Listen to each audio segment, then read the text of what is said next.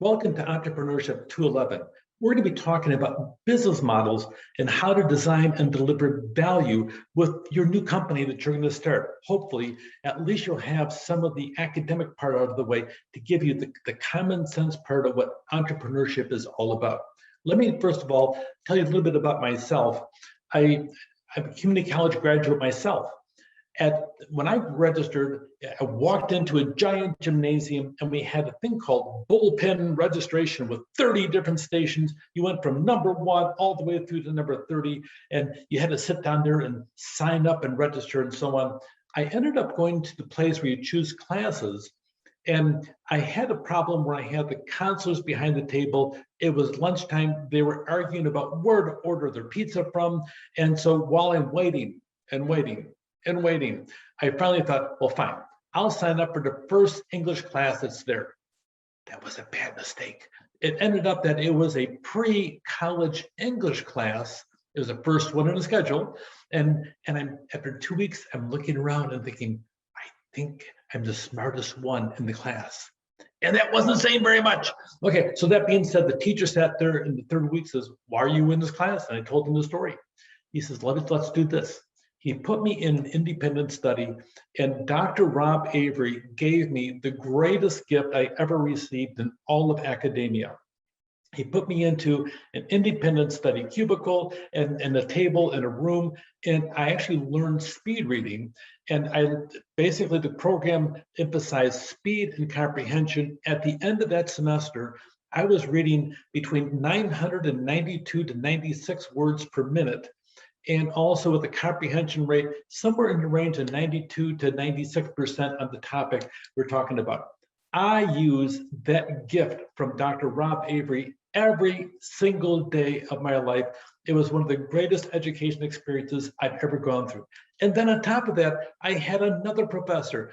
He sat there and he drove us mercilessly. He had a chair and a whip every class, and he told the worst jokes you could possibly imagine. His jokes were actually worse than my jokes. And so he sat there and he pushed us, but he pushed us hard. And I ended up going from a mediocre student to a good and occasionally a great student, all because of Professor Tom Cook. So between those two, I found those two out of all the different colleges I've gone to, lots of classes, they are the finest professors I've ever worked with from a community college. The other part too is Dr. Rob Avery, he also made certain that I worked with a counselor that was really engaged and took a thing called the Strong's Interest Inventory. With that test, it went through and it measures your interests and applies them to the job market in a unique way. It gives you 4 different major categories in which you have interest in, and then it lists a series of 10 jobs by title in each one. Of all things, I wanted to be a music composer. I wanted to be a kinesiology instructor. I wanted to be an English teacher. I wanted to be a writer. I wanted to be anything but a CPA or an accountant. Oh my gosh, like cranking numbers all day long. It sounded like the most awful thing I could possibly imagine. Or an attorney to get up and defend somebody who may not be the most savory character at all. Or even worse, what in the world was a chief human resource officer? Except by the time it was done, I've been a chief human resource officer about 17 years. I've been a chief business officer with a very strong financial background with budgets from 52 million to 811 million. And I've handled the legal affairs for 2 different college districts. Frankly, the test was spot on. Community college was spot on. I think that we are a great launching point for you. Your being here shows that you thought about a couple things and that you made a wise choice financially because of the fact it's a lot more inexpensive because it's a commuter school. Also, we have a small class size. Even though we're going to be all online, I'm going to focus in and try to know your names before the end of the semester. Also, there's a lot of different aspects of it that really make sense. Our youngest son is Kurt. He went through and we saved our money as parents, and we had money set aside for his education to ship him off to a 4-year school, except he cut a deal. I like deals. I like negotiations. And so does he. He sat there and says, instead of my going off to college, I have a nice room over here. I got a nice place to live. How about if I go to Saddleback College or Irvine Valley College and we save the money for my whole education, whatever that may be? Okay, we agreed to that. He sat there, he registered for the courses. He did all he could to make certain he finished in 2 years instead of dragging it out for longer. He finished his associate degree in 2 years. He ended up being involved, highly involved at Irvine Valley College. And then he went on to Concordia College, another Orange County school, and he still lived at home, and he saved his money, and he got a part-time job. And then he went on to Chapman University, also in Orange County, and he graduated with 3 different degrees: an associate degree, a bachelor's degree in accounting in business administration, and also an MBA, and he was debt-free. That is miraculous. He met the woman of his dreams and they got married. She had gone to UCI. By the time it was done, she was just about $80,000 in debt, student loan debt. Let's see, in Orange County, if you want to buy an inexpensive house in Orange County, the cost is about $450,000. If you put 20% down, that's $90,000, just about the size of your debt. By accumulating student debt, it really harnesses the aspect of you not being able to buy the house that you want or your future, and you may have to make other plans for that. I'm telling you, your choice of choosing to come here is a smart financial choice. Also, it's a matter of, I'm going to try to learn your names in the process, and I'm not the only faculty member that's going to try that. My resume background: I have an Associate of Arts from Macomb Community College, a Bachelor of Science in Business Administration from Wayne State University, an MBA from Oakland University, and also I have a PhD in Organizational Behavior from the Union Institute University. It's from Ohio. If you're from Michigan, you're not supposed to get anything from Ohio. It's kind of, you have to be there to know it. Anyway, I also have a background as a retail store manager. And by the way, I think retail is a phenomenal place to learn all about management and leadership. You have to make decision after decision after decision really fast. I had to make 10 to 12 decisions every single hour. And every decision, if the customer didn't like it, they could report me to the group manager or even the president of the company. I also was a principal of a K-12 private school. That was a fun experience watching people develop. I really enjoyed that. From there, I went on to be a general manager of a giant housing cooperative called Kramer Homes. Kramer Homes actually owned, at the time, 17% of all the housing in a small city in Michigan called Centerline. I learned how to run a community as a whole, deal with disputes and conflict between neighbors, and even the city. We actually had the city pass a bond issue just for our infrastructure. I went from there to be a facilities transportation director at Fitzgerald Public Schools. And then eventually I became a chief business officer at Auburn Hills, called the Director of Campus Services at Oakland Community College. And I was promoted to Director of Operations over 5 campuses. And from there, I came out here to California, where I was Vice President of Human Resources. My very first job in human resources was as a vice president. I had a large background in negotiating experience, though. So at that, from there, I went on here to South Orange County Community College District as a vice chancellor. A couple of years ago, I asked the board if I can sit there and shift, go to faculty and teach as a professor. So that's why I'm here, and I'm looking forward to working with you. Just for fun, I've authored 4 different books. Probably my most serious work is called Backboneology: Tough Decisions at Work. It's available on Amazon if you're interested. I also have 2 poetry books: Naked Turtle Dances. Several of the poems there have been published in multiple different magazines and journals. Zombie Dearest, Poems for Young Zombies is a children's poem book, and also a 5 to 8-year-old workbook called Vietnamese American Pride, which is a bicultural book. I've also done a musical comedy play called Zombie Dearest, which premiered here at IBC, and also several screenplays and stage plays as well. If you need to get a hold of me, the best pathway is really connecting on Canvas, through the email icon there, or you can send right here to dbouguet@ibc.com.edu, or call my office, although during this time it may be hard to get me there. So make sure when you contact me, and I'll give you some more detail about how to sit down and send an email well to me. Let's dive into the course details for business models. Really, building a business is a lot like building a house. Can you imagine building a house without preliminary sketches? You can do it, except for the fact it'd be hard and you'd be double backing all the time. This course is about designing. It's about designing the business to sit down and meet the value needs of your customers so they come back again and again and again. So here's more. You can read this all in your syllabus, but in essence, we're going to be looking on the key elements of a business model campus. Now, I'm going to be straight up with you. The book is really, in some aspects, it's got a lot of graphics in it. It's almost an education level. It looks a little bit like a comic book, except for the fact it's got lots of deep depth in the process of the communication of it. They also developed, part of the thing, the author developed what we call the business model canvas, which helps you to create a one-page business plan, if you can imagine it. And it's so well done, it's even been published multiple times on the Small Business Administration of the US government webpage. It's brilliant, it's beyond belief.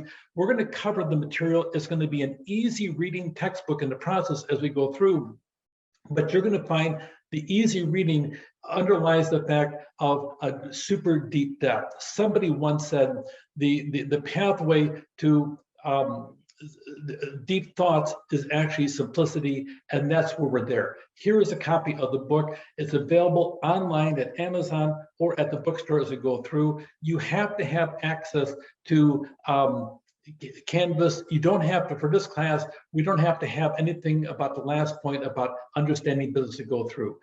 For communications, make certain whenever you send me an email, you identify the class that we're in, Entrepreneurship 211, okay, and also the section number, and that way I can get the context all sorted out as to which class that you're in.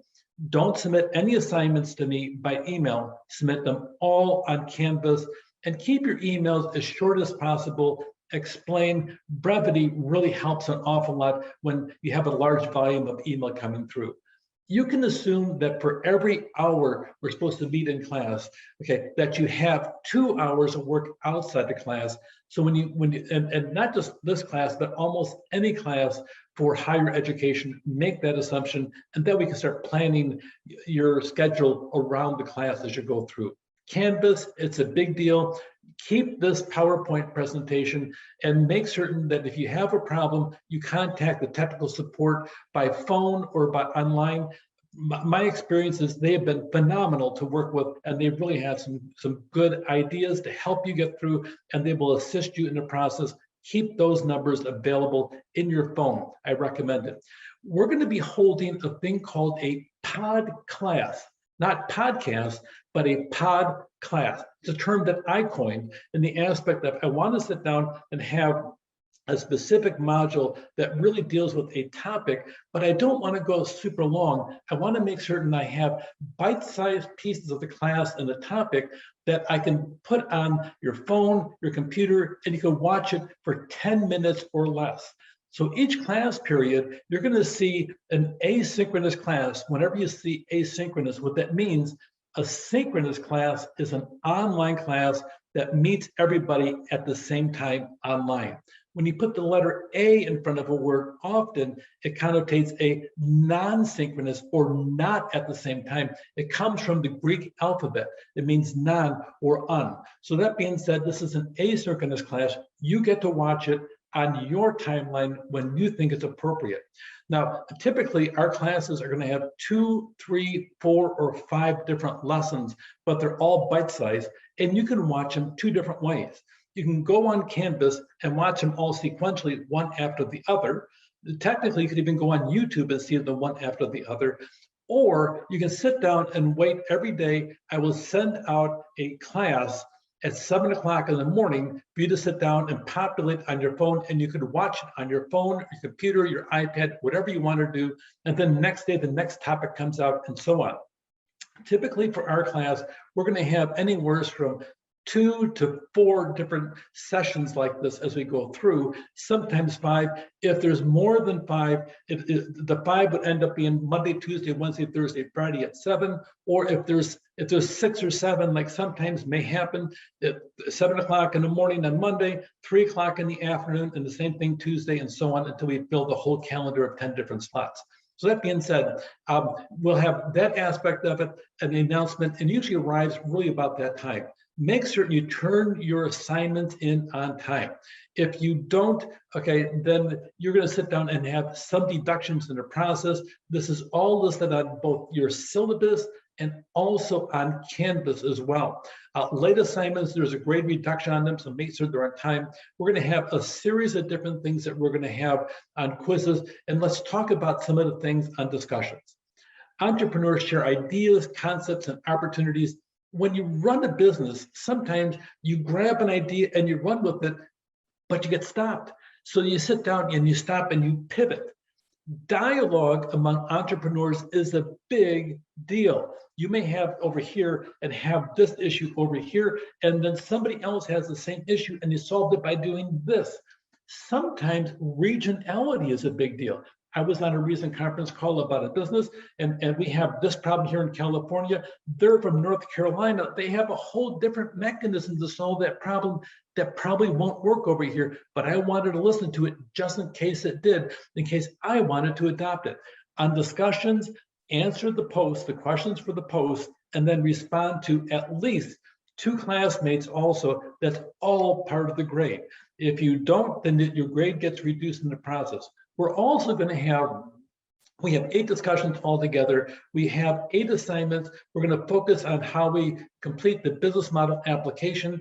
We're going to have 2 business applications that really sit down and give you different parts of 2 unique different ideas. And I want some dialogue on that as well. And one major project I call a critical thinking activity. There's going to be 2 tests during the class as well as 1 final, which is a general overview of the course. The way this course is structured, I'm not certain I want to focus on so much academic rigor, although we're going to have academic rigor in the class. I want to focus on helping build you to prepare you for the world of you running your own business.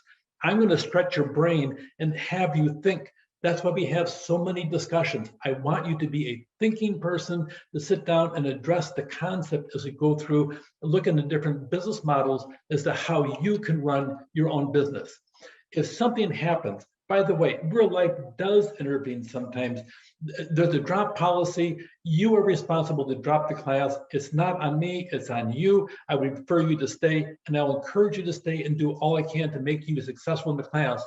But don't let something sit without doing assignments and think all is going to be hunky-dory in the process, because if you don't do the assignments, you're going to fail the class.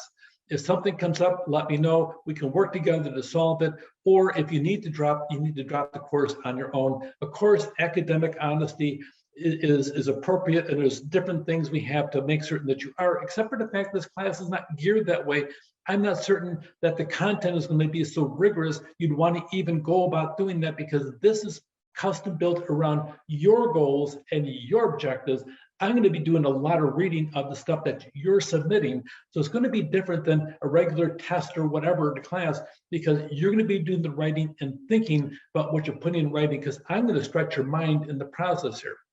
Code of conduct, I always keep this in here because I hope to meet face-to-face someday. Okay, but that being said, this is for our class, but here it is, the official student code of conduct. But I'm looking forward most of all for us to finish this class at the end of the semester and have what we look back upon as a great class. All right, you take care, and I'm going to be seeing you shortly again virtually on video. Take care.